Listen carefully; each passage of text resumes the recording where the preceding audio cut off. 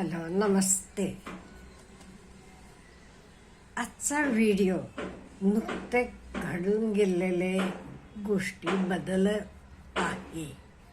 हो, मीरतमध्ये आपण बघितलं कसं मुलीचं लग्न आई वडिलांनी मोडलं. हो, आता मला डिटेल्स मिळालेले आहेत. त्याच्याप्रमाणे आधी त्याच्याबद्दल सांगते मी, मग आई वडिलांनी आपले मुलीचं लग्न टिकायला पाहिजे ते काय करायला पाहिजे ह्याच्याबद्दल पण बोलूया. मीरतमधले आई वडील होते, त्यांना एक मुलगी आणि एक मुलगा होता. मुलगा म्हणजे नंतर नुकता 22 साली गेलेला आहे, तर सांगते मी. वडील होते न्यायाधीश, हाय पोस्टवर.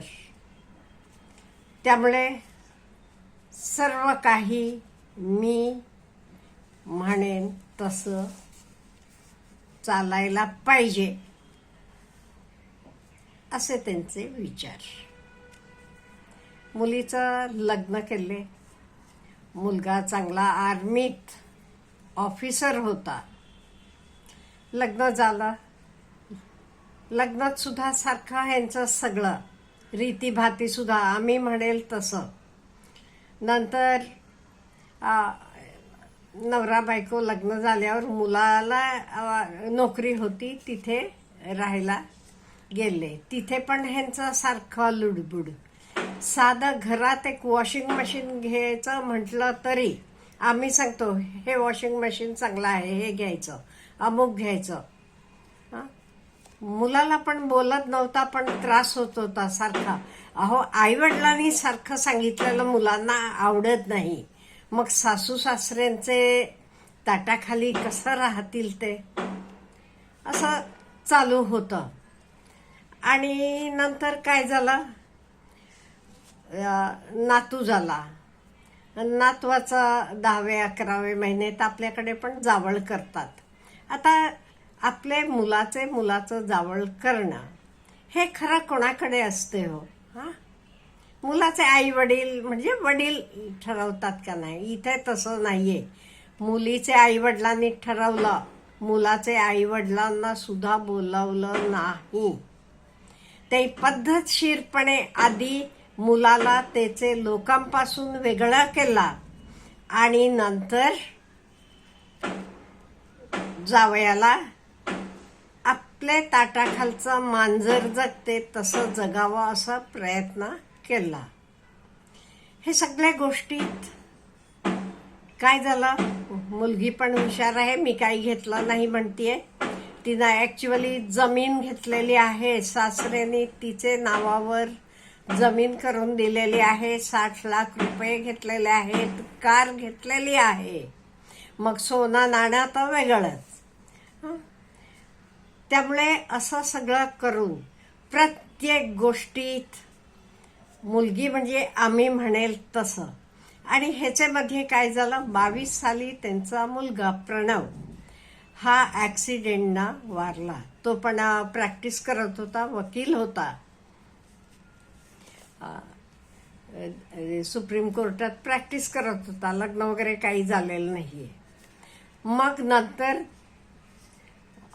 2025 मध्ये नातू झाला, तेव्हा आमचा प्रणव आला म्हणून सगळं ते नातवावर आजी आजोबांचं प्रेम करा तुम्ही त्याच्या पण म्हणून ते काय केलं, त्याचे इकडचे वडिलांना पण भेटू द्यायचं नाही. आता तरी लेखीत लिहून घेतलेलं आहे तिनं, कोणी म्हणजे वडील सुद्धा मुलाला कधी भेटणार नाहीत म्हणून.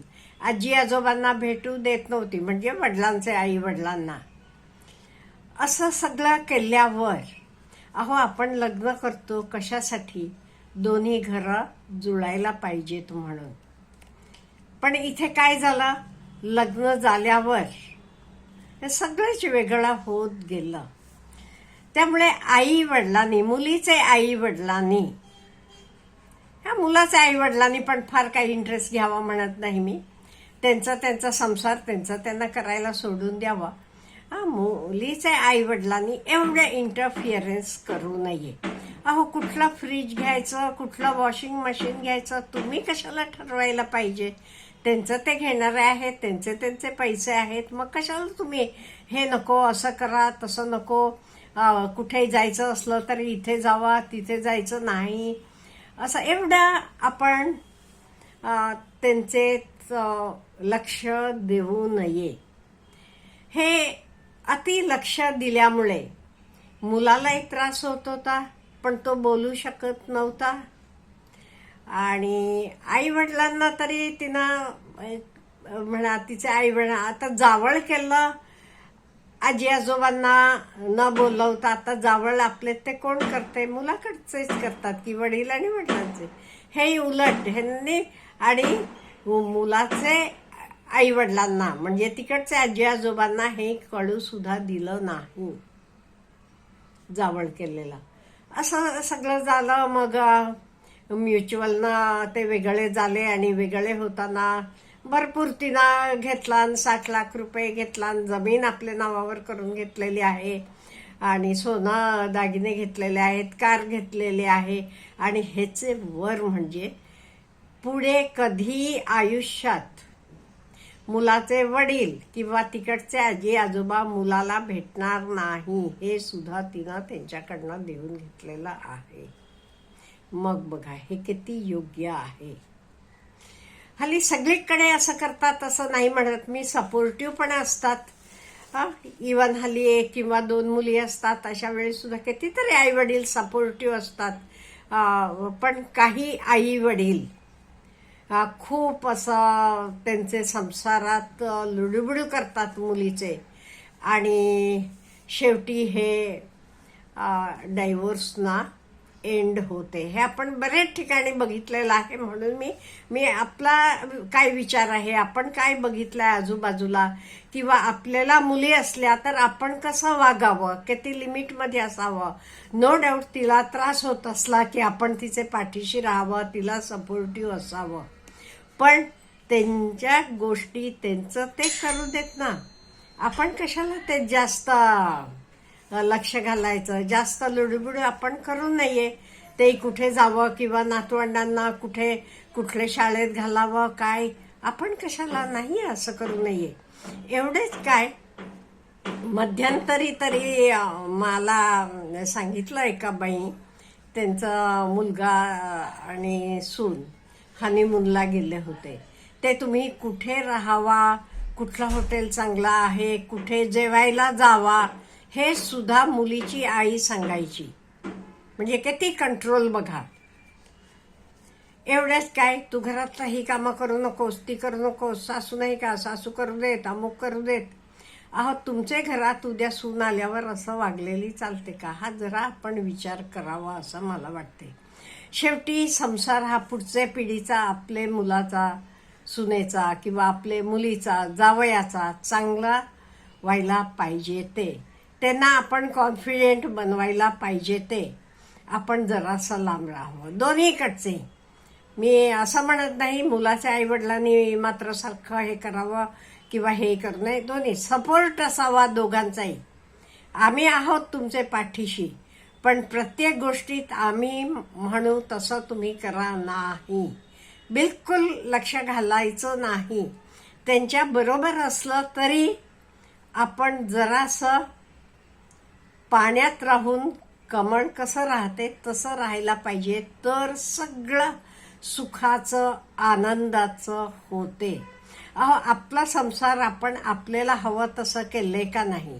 मग आता त्यांचा संसार ते करू देत ना, आपण कशाला ते लुडबुड करायची.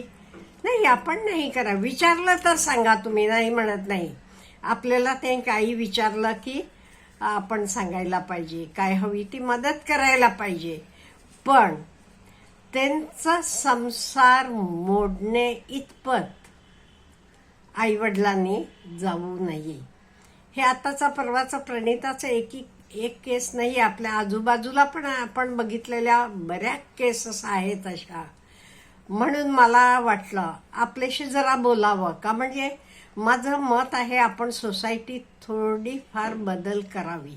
हे दृष्टीने मला फॉरेनमध्ये फॉलो करतात तर बरोबर वाटते. तिथे लग्न ठरलेपासून लग्न करून घेऊन लग्न कसं करायचं हे सगळं नवरा आणि बायको ठरवतात. लग्न झाल्यावर ते त्यांचे त्यांचे घरी जातात. आधी ते घर एकटे घेतात किंवा भाड्यानं घेतात, what ever it is. Even लग्न कसं करायचं, कोणाला बोलवायचं, लग्नाचा खर्च, हे सगळं नवरा मुलगा आणि नवरी मुलगी ठरवतात. आणि तिथे आपल्याला माहित आहे मुली पण मिळवतात. तिथे हाऊसवाईफ असा संकल्पनाच नाहीये. मुलगाही मिळवतो, मुली पण मिळवतात, प्रत्येक जण. No housewife at all. त्यामुळे मला वाटते ती प्रथा थोडीफार चांगली. नो डाऊट गरज पडली त्यांना पाठीशी आपण जायला पाहिजे, सपोर्ट करायला पाहिजे. पण त्यांचे भांडणं लावायची, ते नात एकमेकांपासून तोडायचं नाहीये, हे योग्य नाहीये. आपल्याला काय वाटते ह्याच्याबद्दल? प्लीज मला कॉमेंट बॉक्समध्ये कळवा. Have a good day.